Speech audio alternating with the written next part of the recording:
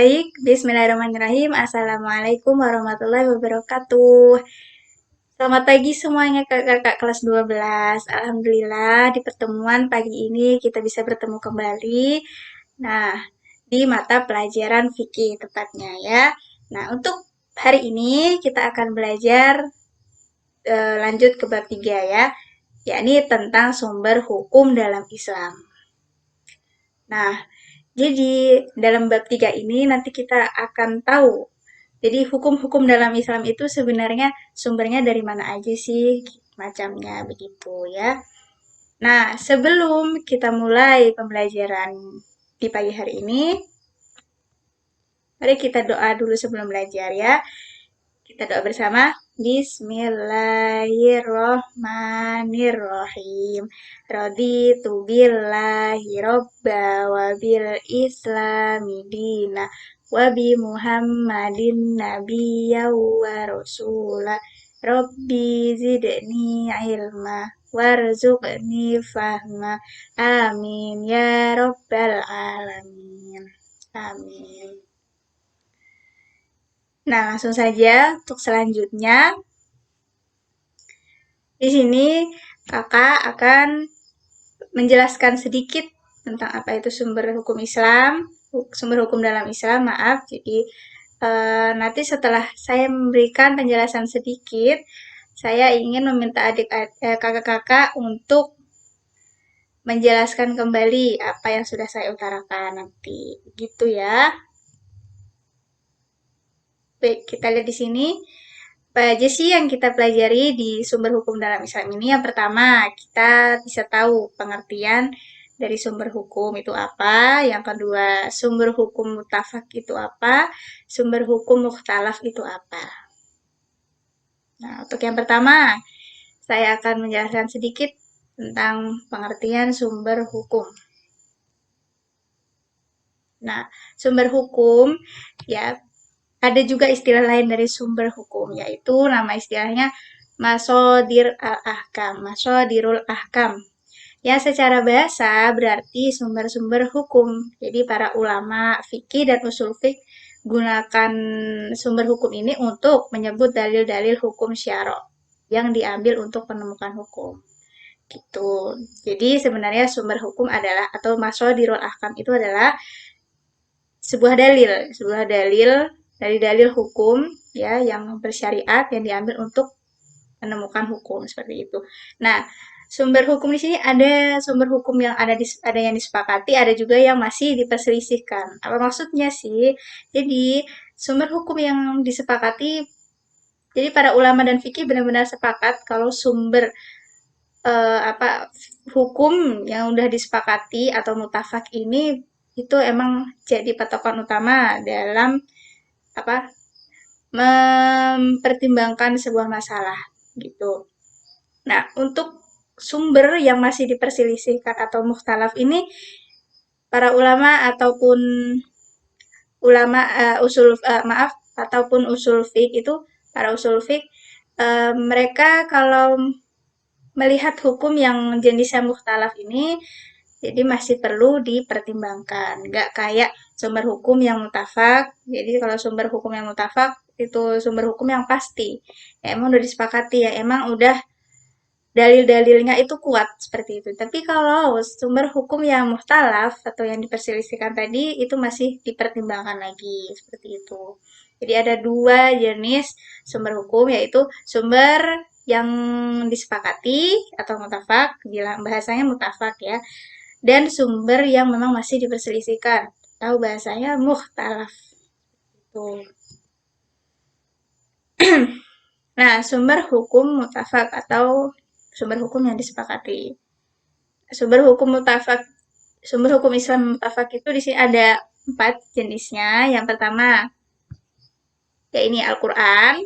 Ya, jadi dalil-dalil Al-Quran itu menjadi sumber hukum Islam yang emang pasti tuh ya udah sepakat. Jadi para ulama sepakat, para usul fiqh itu sepakat kalau Al-Quran itu menjadi sumber hukum gitu ya.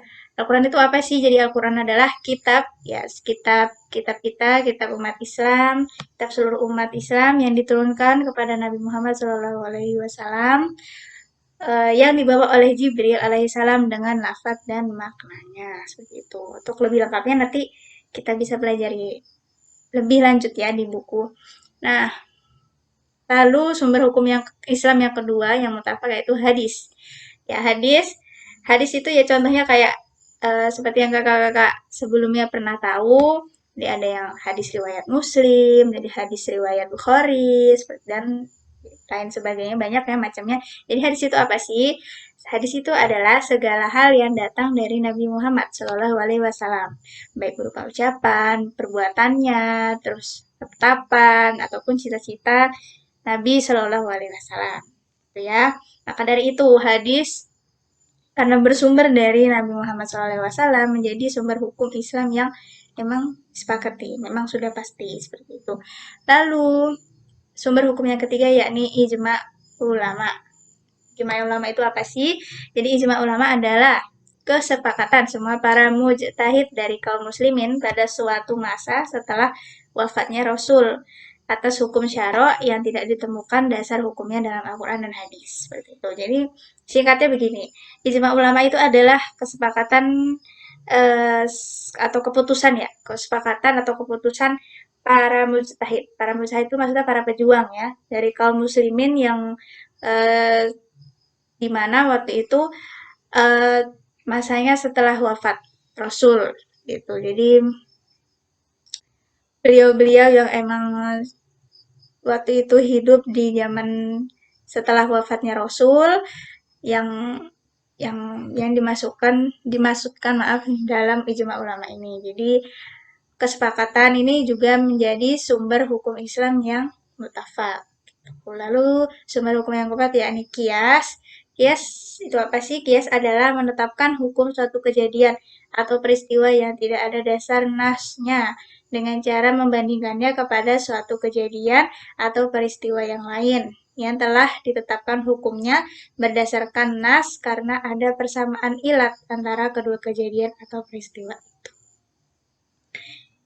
Jadi intinya kias ini yaitu sumber hukum ya, jadi ketetapan hukum yang mana diambil dari suatu kejadian atau peristiwa. Jadi misalkan kayak di Al-Quran itu banyak ya contohnya kayak kejadian-kejadian yang emang kita harus mengambil hikmah dari firman Allah yang udah tertulis banyak banget sejarah-sejarah yang emang udah tertulis di Al-Quran, contoh-contohnya.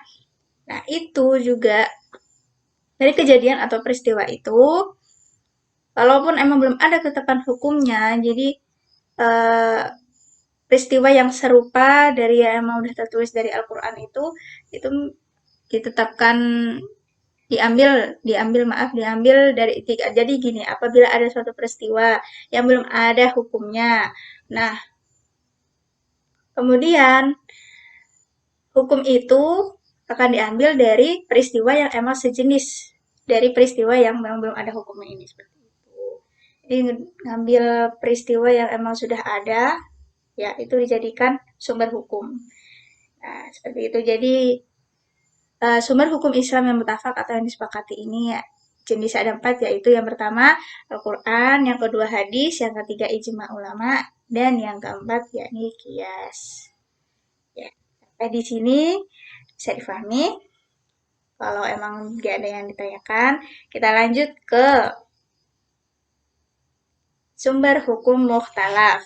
Ya, sumber hukum mukhtalaf tadi sudah saya jelaskan sedikit.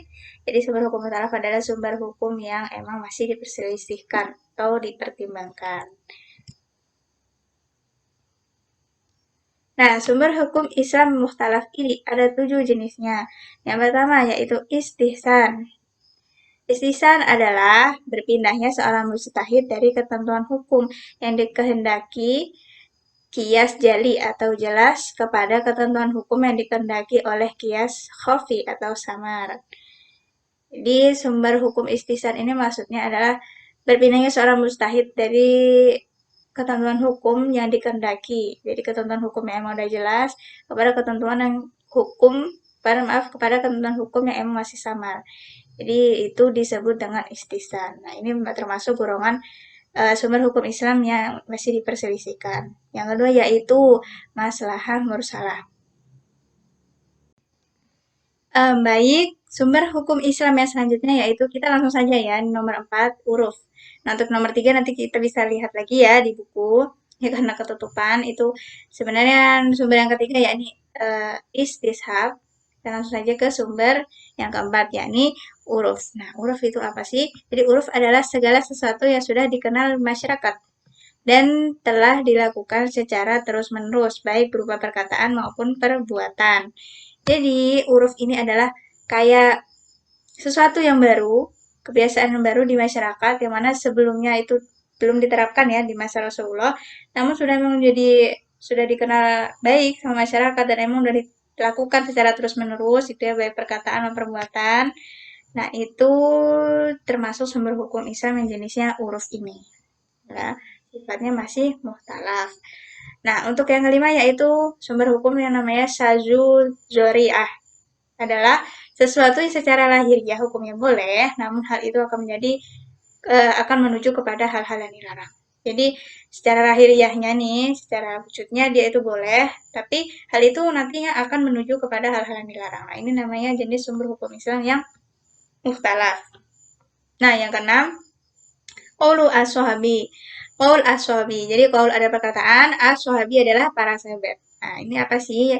Jadi sumber hukum qaul sahabi adalah pendapat para sahabat tentang hukum suatu kasus sepeninggal Rasulullah Shallallahu Alaihi Wasallam. Jadi sepeninggal Rasulullah Shallallahu Alaihi Wasallam ini apabila ada pendapat para sahabat gitu ya terkait hukum suatu kasus, nah itu bisa dijadikan sumber hukum. Jadi bisa jadi sumber hukum Islam yang namanya qaulus sahabi. Yang sumber hukum yang ketujuh yakni syar'u man qablana. Jadi syar'u man qablana adalah syar'u adalah syariat, man adalah umat ya. Qablana yakni sebelum kita. Jadi syariat umat sebelum kita ini apa sih? Yaitu hukum-hukum yang disyariatkan Allah kepada umat sebelum Nabi Muhammad yang diturunkan melalui para nabinya seperti ajaran Nabi Musa, Ibrahim, Isa, dan nabi-nabi yang lain. Jadi, hukum-hukum yang emang berlaku sebelum adanya Nabi Muhammad ya, seperti Nabi Musa, Ibrahim, ya, kayak di contohnya itu bisa dijadikan sumber hukum Islam. Ya, yang namanya sumber hukum Islam mutalaf yang namanya syara'u man qablana, seperti itu. Alhamdulillah, mungkin materi tentang sumber hukum Islam pada pagi hari ini dicukupkan sampai di sini ya. Jadi di sini kita sudah belajar secara umumnya, secara garis besarnya apa saja yang dibahas dalam sumber hukum Islam. Yaitu kayak tadi yaitu yang pertama pengertian sumber hukum itu apa, yang kedua itu jenis-jenis sumber hukum Islam itu sebenarnya ada berapa gitu kan. Ternyata ada dua, yakni yang sumber hukum Islam yang muttafaq, ya, atau yang sudah disepakati, dan yang kedua yakni sumber hukum mukhtalaf, atau yang diperselisihkan. Itu secara umumnya, sumber hukum Islam yang muttafaq ada berapa, sumber hukum Islam yang mukhtalaf itu apa aja, itu. Secara umumnya kita sudah bahas pada pagi hari ini, oke? Alhamdulillah kita sudah sampai di penghujung waktu. Um, Mungkin setelah ini saya ingin minta tolong ya ke kakak-kakak semuanya, perwakilan lah, tiga orang dari kelas, untuk menyimpulkan apa saja yang kita bahas pada pagi hari ini. Baik, sebelum kita tutup pembelajaran pada pagi hari ini, mari kita doa setelah belajar. Bismillahirrahmanirrahim. Wal asri innal insana lafi khusrin illal ladina amanu wa amilus solihati wa tawasaw bil haqqi wa tawasaw bis sabr. Amin. Baik, terima kasih atas perhatiannya. Semoga ilmu yang kita pelajari pada pagi hari ini meskipun hanya baru sedikit ya. Nanti selanjutnya kita pasti banyak yang masih kita bahas. Nanti kita akan bahas di pertemuan selanjutnya dan mungkin pertemuan selanjutnya saya akan membentuk kelompok gitu ya. Saya akan membentuk kelompok, dipersiapkan materinya ya. Materinya masing-masing dari kakak-kakak coba dipersiapkan materinya, nanti dalam setiap kelompok itu ditunjuk beda-beda materinya yang akan didiskusikan seperti itu. Nanti perwakilan dari setiap kelompok, ada yang maju untuk menjelaskan lebih dalam lagi terkait sumber hukum dalam Islam ini. Semoga ilmu kita pada pagi hari ini bermanfaat. Amin. Terima kasih sekali lagi. Wassalamualaikum warahmatullahi wabarakatuh.